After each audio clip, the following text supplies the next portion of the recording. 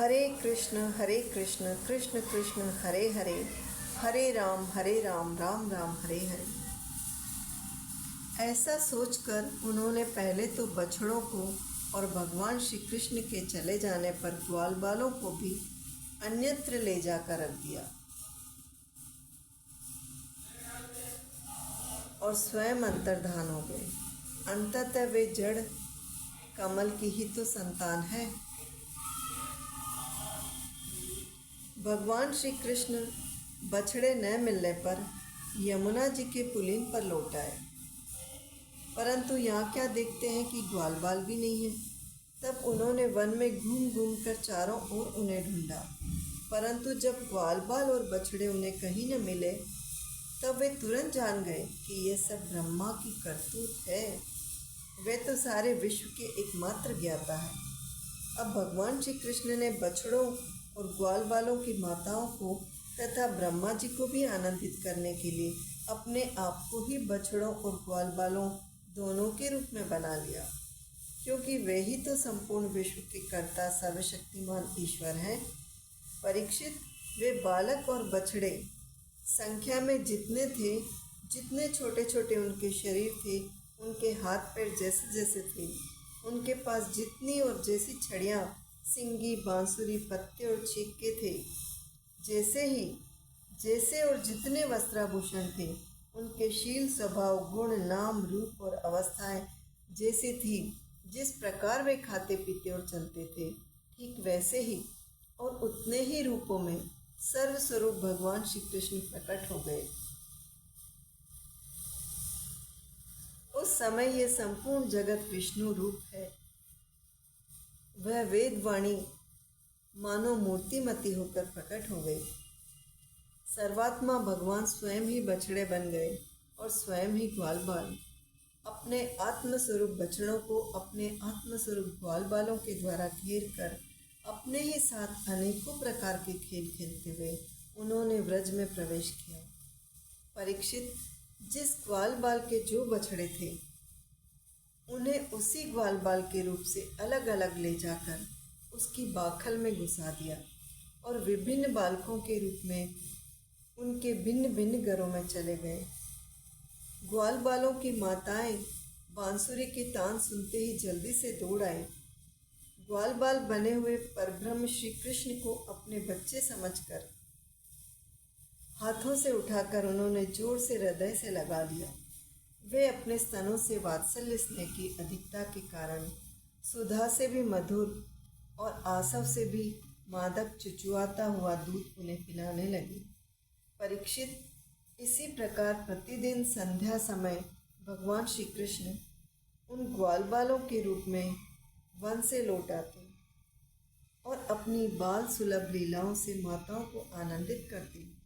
वे माताएं उन्हें उपटन लगाती, नहलाती, चंदन का लेप करती और अच्छे अच्छे वस्त्रों तथा गहनों से सजाती।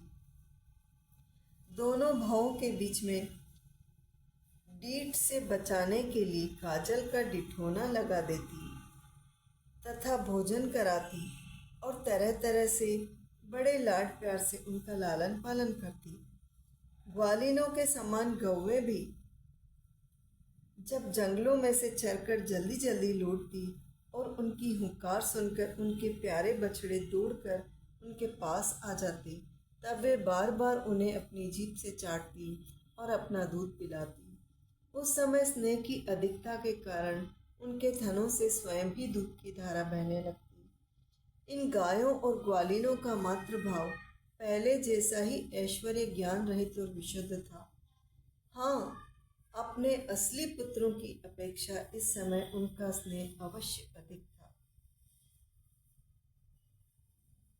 इसी प्रकार भगवान भी उनके पहले पुत्रों के समान ही पुत्र भाव दिखला रहे थे, परंतु भगवान में उन बालकों के जैसा मोह का भाव नहीं था कि मैं इनका पुत्र हूँ।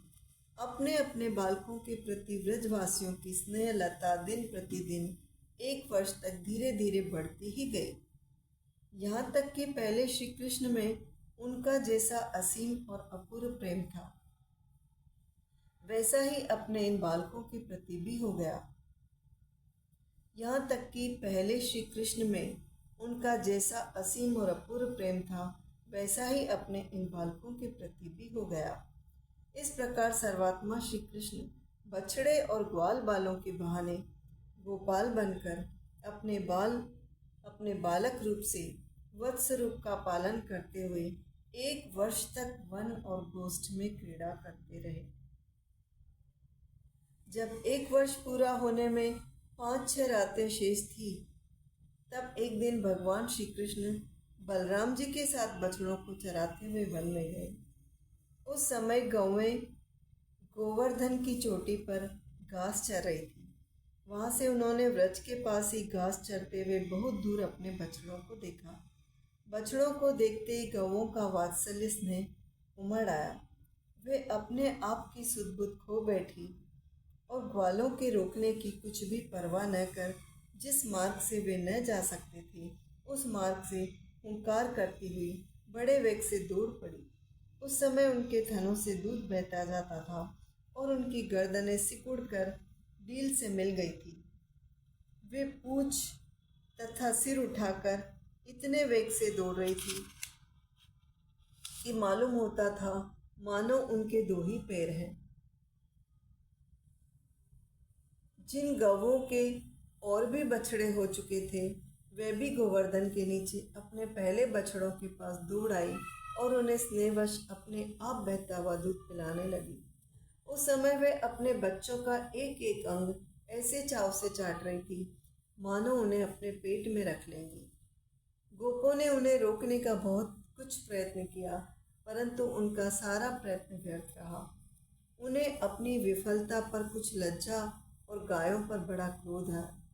जब वे बहुत कष्ट उठाकर उस कठिन मार्ग से उस स्थान पर पहुंचे, तब उन्होंने बछड़ों के साथ अपने बालकों को भी देखा।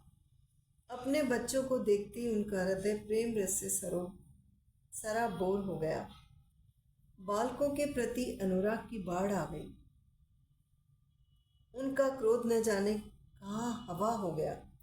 उन्होंने अपने अपने बालकों को गोद में उठाकर हृदय से लगा लिया और उनका मस्तक सूंघकर अत्यंत आनंदित हुए। बूढ़े गोपों को अपने बालकों के आलिंगन से परम आनंद प्राप्त हुआ।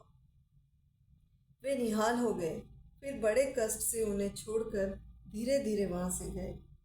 जाने के बाद भी बालकों के और उनके आलिंगन के स्मरण से उनके नेत्रों से प्रेम के आंसू बहते रहे। बलराम जी ने देखा कि ब्रजवासी गोप कौवें और ग्वालिनों की उन संतानों पर भी, जिन्होंने अपनी माँ का दूध पीना छोड़ दिया है, क्षण प्रतिक्षण प्रेम, संपत्ति और उसके अनुरूप उत्कंठा बढ़ती ही जा रही है। तब वे विचार में पड़ गए, क्योंकि उन्हें इसका कारण मालूम न था। ये कैसी विचित्र बात है। सर्वात्मा श्री कृष्ण में ब्रजवासियों का और मेरा जैसा अपूर्व स्नेह है, वैसा ही इन बालकों और बछड़ों पर भी बढ़ता जा रहा है। ये कौन सी माया है, कहाँ से आई है? ये किसी देवता की है, मनुष्य की है अथवा असुरों की? परंतु क्या ऐसा भी संभव है? नहीं नहीं, यह तो मेरे प्रभु की ही माया है। और किसी की माया में ऐसी सामर्थ्य नहीं जो मुझे भी मोहित कर ले। बलराम जी ने ऐसा विचार करके ज्ञान दृष्टि से देखा, तो उन्हें ऐसा मालूम हुआ कि इन सब बछड़ों और ग्वाल बालों के रूप में केवल श्री कृष्ण ही कृष्ण है। तब उन्होंने श्री कृष्ण से कहा, भगवान, ये ग्वाल बाल और बछड़े न देवता है न तो कोई ऋषि है। इन भिन्न भिन्न रूपों का आश्रय लेने पर भी आप अकेले ही इन रूपों में प्रकाशित हो रहे हैं। कृपया स्पष्ट करके थोड़े में ही ये बतला दीजिए कि आप इस प्रकार बछड़े, बालक, सिंगी, रस्सी आदि के रूप में अलग अलग क्यों प्रकाशित हो रहे हैं। तब भगवान ने ब्रह्मा की सारी करतूत सुनाई और बलराम जी ने सब बातें जान ली। परीक्षित, तब तक ब्रह्मा जी ब्रह्मलोक से व्रज में लौट आए। उनके काल मान से अब तक केवल एक त्रुटि, जितनी देर में तीखी सुई से कमल की पंखुड़ी छिदे समय व्यतीत हुआ था, उन्होंने देखा कि भगवान श्री कृष्ण ग्वाल बाल और बछड़ों के साथ 1 साल से पहले की भांति ही क्रीड़ा कर रहे हैं।